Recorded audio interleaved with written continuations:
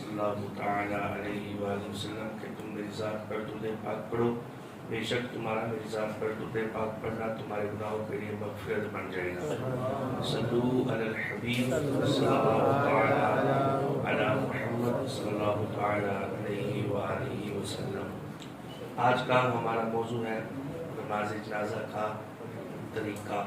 یہ بھی انتہائی اہم ترین موضوع ہے۔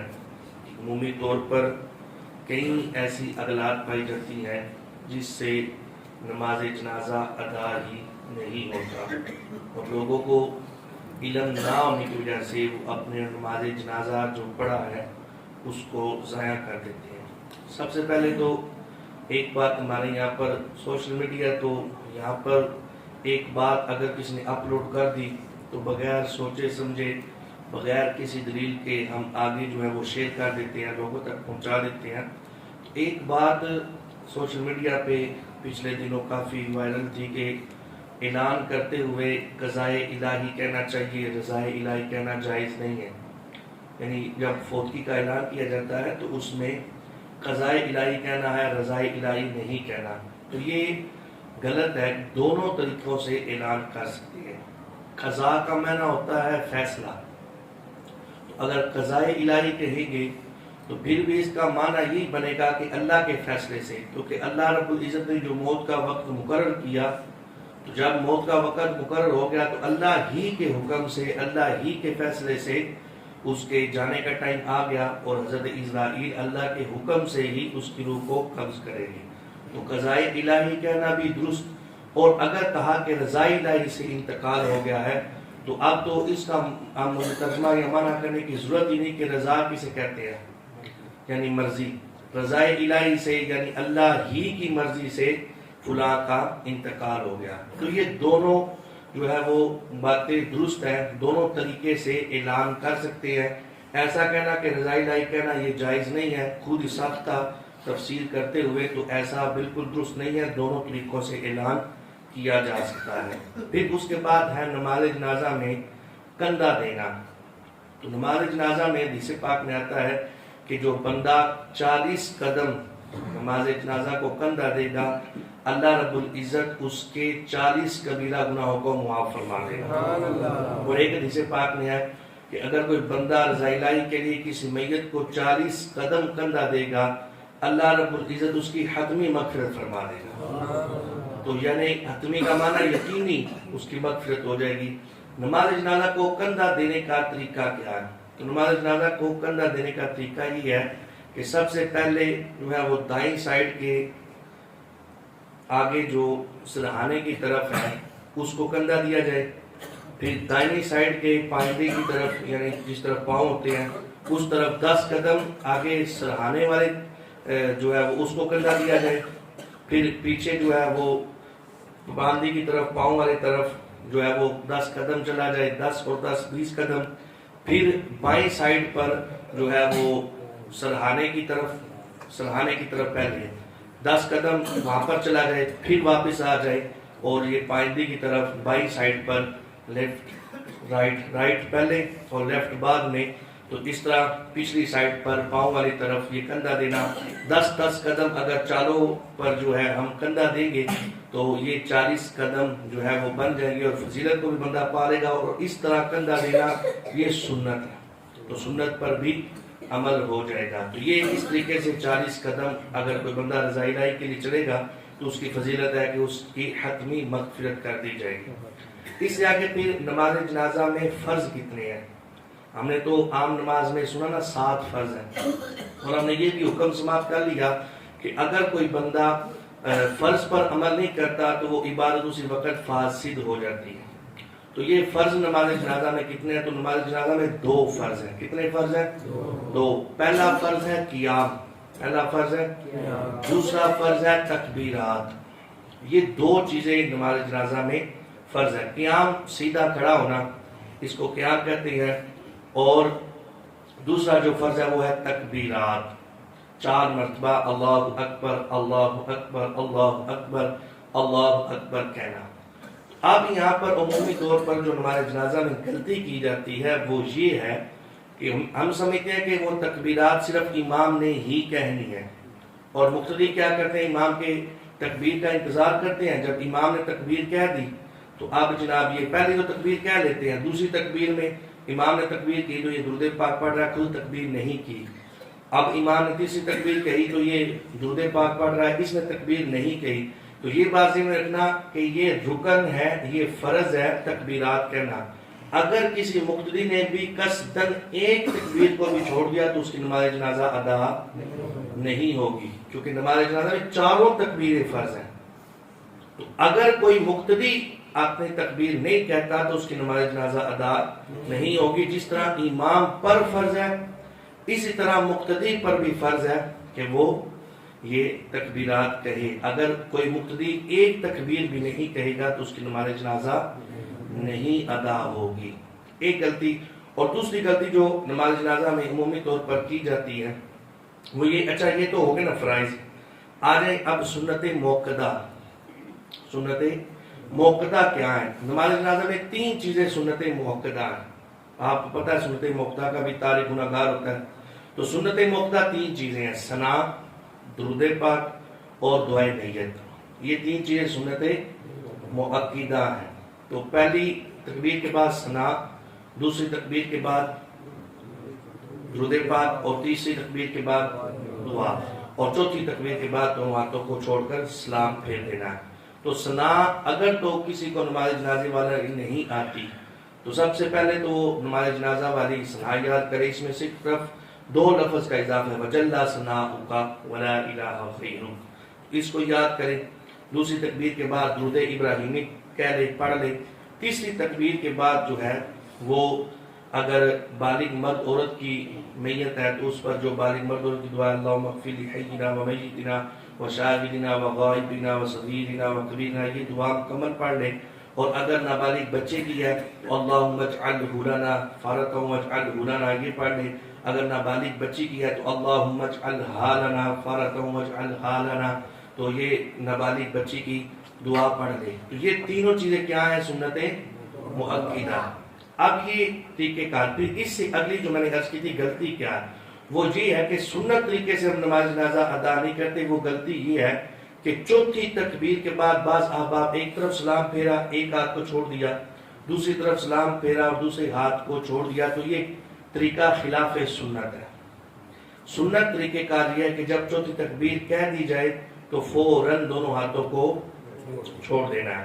کیونکہ مسنون طریقہ یہ ہے, سنت طریقہ یہ ہے کہ جس تکبیر کے بعد کوئی مسنون ذکر نہ ہو, یعنی کوئی بھی کچھ پڑھنا نہ ہو, تو اس میں ہاتھوں کو باندھتے نہیں بلکہ ہاتھوں کو چھوڑ دیتے ہیں. جس طرح مثال کے طور پر عیدین ہے, ہم دیکھیں عید کی نماز پڑھتے ہوئے پہلی رکعت میں 3 زائد تکبیرات ہیں. پہلی تکبیر کے بعد کچھ نہیں پڑھتے, ہاتھوں کو چھوڑ دیتے ہیں. دوسری تکبیر کے بعد کچھ نہیں پڑھتے, ہاتھوں کو. تیسری تکبیر کے بعد چونکہ قرات کرنی ہوتی ہے تو ہاتھوں کو باندھ لیا جاتا ہے.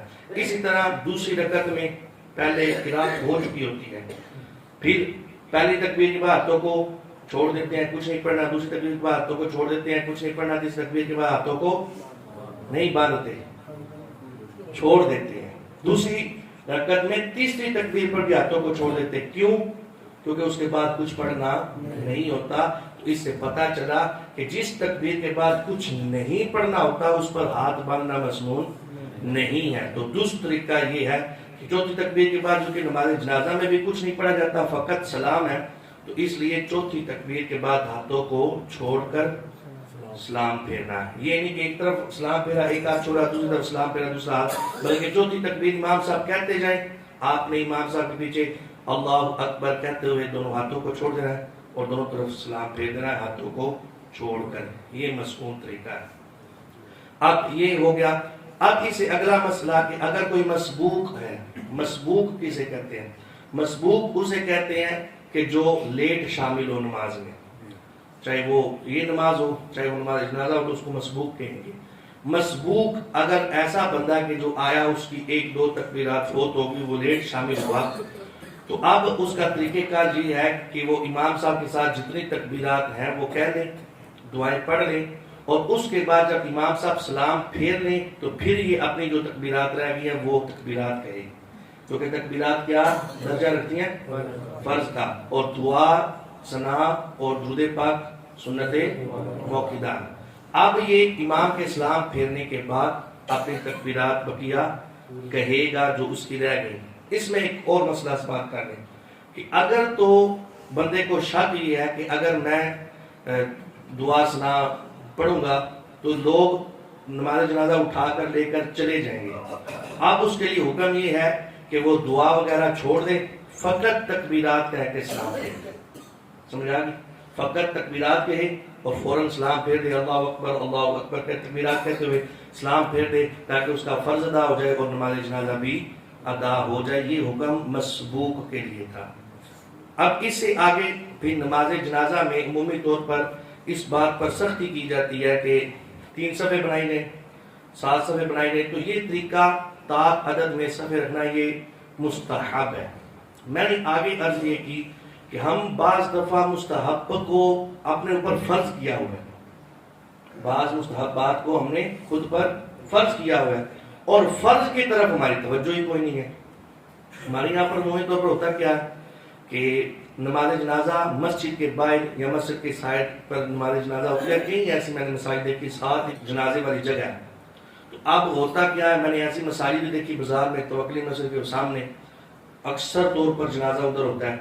تو اب ہوتا کیا ہے کہ بندہ مسجد میں جاتا ہے، وضو کرتا ہے، ادھر فرض نماز ادا ہو رہی ہے اور نماز جنازہ فرض کفایہ ہے، نہیں بھی پڑھے گا یہ بندہ، بقیہ نے پڑھ گیا تو گناہگار نہیں ہوگا، فرض چھوڑے گا تو گناہگار ہوگا۔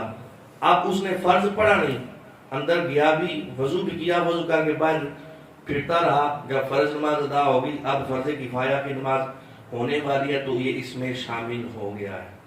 اب آپ مجھے یہ بتائیں، اس پر سختی کرنی چاہیے تھی لیکن ہم فرض پر سختی نہیں کرتے۔ افسوس کی بات یہ ہے بعض مستحبات، یہ نہیں میں کہتا مستحب پر عمل کرنا اچھا نہیں ہے، اچھا عمل ہے بھائی، لازمی کیا جائے، لیکن یہ کہ مستحب کو اپنے اوپر فرض کر لینا اور فرض کی پرواہ نہ کرنا یہ درست طریقہ نہیں ہے۔ تو یہ مستحب ہے کیونکہ اللہ رب العزت کو تاک عدد پسند ہے، اور حدیث پاک میں ہے جس جنازہ میں 3 صفحے ہوں گی اللہ رب العزت میت کی مغفرت فرما دے گا، تو اس لیے 3، 5، 7 یہ مستحب عمل ہے، تاک عدد میں ہم صفحے جو ہیں وہ بنا لیں۔ اب نماز جنازہ میں جو سب سے آخری صف ہے نا، نماز جنازہ میں سب سے آخری صف یہ افضل صف ہے۔ یہ بہار شریعت میں ہے کہ اس میں جلد نمبر اول ہے اور حصہ 2 ہے، یہ ہر جلد کی ایک حصے کے 2 حصے بنا دیے گئے ہیں، یہ دعوت اسلامی والوں نے، تو جلد اول اور حصہ 2، اور اس میں بہار شریعت میں جو 20 حصے کیے گئے ہیں اس میں سے چوتھا حصہ ہے۔ اس میں مسئلہ نمبر 6 ہے کہ جنازہ میں پچھلی صف کو تمام صفوں پر فضیلت ہے، یعنی جو نماز جنازہ کی پچھلی صف ہے نا، آخری صف، وہ تمام صفوں میں سے افضل صف ہے، اور نماز میں جو پہلی صف ہے یہ تمام صفوں میں سے افضل صف ہے۔ یہ بخاری شریف کی حدیث پاک ہے، بخاری شریف میرے سامنے ہے، اور یہ بخاری شریف وہ کتاب ہے کہ جس کو قرآن کے بعد سب سے افضل مانا جاتا ہے۔ قرآن کے بعد اس کائنات میں جو سب سے افضل کتاب ہے وہ بخاری شریف ہے۔ اس میں حدیث پاک ہے کہ اگر لوگوں کو یہ پتہ چل جائے کہ اذان میں اور صف اول میں، اذان اور صف اول میں کتنا ثواب ہے، کتنا اجر ہے، تو بندوں کو قرآن اندازی کرنی پڑ جائے، قرآن اندازی کے علاوہ اور کوئی طریقے ہی نہ ملے کہ وہ پہلی صف میں کھڑے، یعنی اتنے لوگ آ جائیں اور پہلی صف میں اتنی جگہ نہ ہو، لوگ زیادہ ہو جائیں، اب قرآن اندازی کی جائے کہ کون پہلی صف میں کھڑا ہوگا، یعنی اتنی فضیلت رکھتی ہے یہ پہلی صف، اور یہ بخاری شریف کی حدیث پاک بھی ہے۔ اور ایک اور حدیث پاک سماعت کرنے سننے ابی داؤد شریف کی حدیث پاک ہے، اور سننے ابی داؤد شریف سیاہ ستہ، یہ جو 6 احادیث کی بڑی کتابیں ہیں اس میں سے ایک یہ کتاب ہے۔ اس میں حدیث پاک ہے، نبی پاک علیہ السلام کا یہ فرمان موجود ہے کہ نبی پاک علیہ السلام نے ارشاد فرمایا کہ جو بندہ پہلی صف کے حوالہ سے ہے کہ جو بندہ پہلی صف کی پرواہ نہیں کرے گا، جس کا مفہوم یہ حدیث پاک بنتا ہے کہ پہلی صف کی پرواہ نہیں کرے گا، یعنی پہلی صف سے دور رہے گا، اللہ رب العزت قیامت والے دن بھی جہنم میں بھی سب سے نچلے درجے میں رکھے گا۔ یہ وعید بیان کی گئی ہے سنن ابی داؤد شریف کی حدیث پاک میں کہ جو اس کی پرواہ نہیں کرے گا اللہ رب العزت اس کو قیامت والے. اس کا مطلب کیا ہے؟ اس حدیث کا مفہوم کیا ہے؟ چھوڑ دو بیٹا، کیا کر رہے ہو، بیٹھ جاؤ. اس حدیث کا مفہوم یہ ہے کہ جو بندہ اس کی فضیلت کی پرواہ نہیں کرے گا، یعنی اس کو جو ہے وہ فضیلت کو پانے سے لاپرواہی کرے گا، تو وہ نیکیوں سے دور ہوتا جائے گا. اس حدیث کا جو ہے نا مفہوم اور شرح یہی بنتی ہے. مفتی صاحب نے جو شرح کی وہ یہی ہے کہ اس سے مطلب یہ ہے کہ وہ نیکیوں سے دور ہو جائے گا. یعنی یہ تو بڑی نیکی تھی نا جس پر یہ نہیں آیا، تو اللہ رب العزت جو ہے اسے نیکیوں سے دور کر دے گا. تو یہ پہلی صف کو چھوڑنے کی وعید بھی ہے حدیث پاک میں، اور پہلی صف کی فضیلت بھی بیان کی گئی کہ لوگوں کو اس کا اجر کا پتہ ہی نہیں ہے. اگر اس کا اجر پتہ چل جائے تو لوگ جو ہے وہ قرآن اندازی کر کے پہلی صف میں شامل ہوں. اب آگے جو ہمارا موضوع ہے نماز جنازہ، تو اس کی آخری جو صف ہے وہ تمام صفوں سے افضل صف ہے. پھر اب نماز جنازہ ادا کرنے کے بعد دعا. تو کیا نماز جنازہ کے بعد دعا کرنا یہ بدعت ہے، یا نماز جنازہ کے بعد دعا کرنا یہ خلاف شرع ہے؟ تو یہ حدیث پاک ہے سنن ابی داؤد شریف کی، یہ میرے سامنے سنن ابی داؤد شریف موجود ہے. اس میں حدیث پاک ہے باب الدعاء للمیت، جو امام صاحب نے باندھا ہے باب، اس کا نام ہی باب الدعاء للمیت، میت کے لیے دعا کرنا، اس کے بارے میں باب ہے. تو اس میں حدیث پاک ہے، پہلی حدیث پاک اسی باب کی ہے. ان ابی ہریرہ رضی اللہ تعالی عنہ قال سمعت رسول اللہ صلی اللہ تعالی علیہ وسلم یقول اذا صلیتم علی المیت فاخلصوا له الدعاء. نبی پاک علیہ السلام نے ارشاد فرمایا، فرماتے ہیں اذا صلیتم، جب تم نماز پڑھو، علی المیت، میت پر، یعنی نماز جنازہ پڑھو، جب تم نماز جنازہ پڑھو، فاخلصوا له الدعاء. یہاں پر سیگا جو ماضی کا استعمال کیا صلیتم، یعنی جب تم نماز پڑھ چکو، نماز مکمل ہو جائے. اذا صلیتم، جب نماز مکمل ہو جائے، علی المیت، میت پر جو تم نے پڑھی، فاخلصوا له الدعاء، تو دل کے ساتھ، اخلاص کے ساتھ، پورے خلوص کے ساتھ اس میت کے لیے دعا کرو. تو اس سے یہ پتہ چلا کہ یہ فرمان مصطفیٰ پر عمل کرتے ہیں. نماز جنازہ کے بعد دعا کرنا یہ فرمان مصطفیٰ ہے اور حدیث پاک میں موجود ہے. دعا ہے اللہ رب العزت جو کو سمجھا اس پر عمل کرنے کی اور سمجھنے کی توفیق عطا فرمائے. اطفی بها حر الوباء الحاطمة المصطفى والمرتضى وابناهما والفاطمة.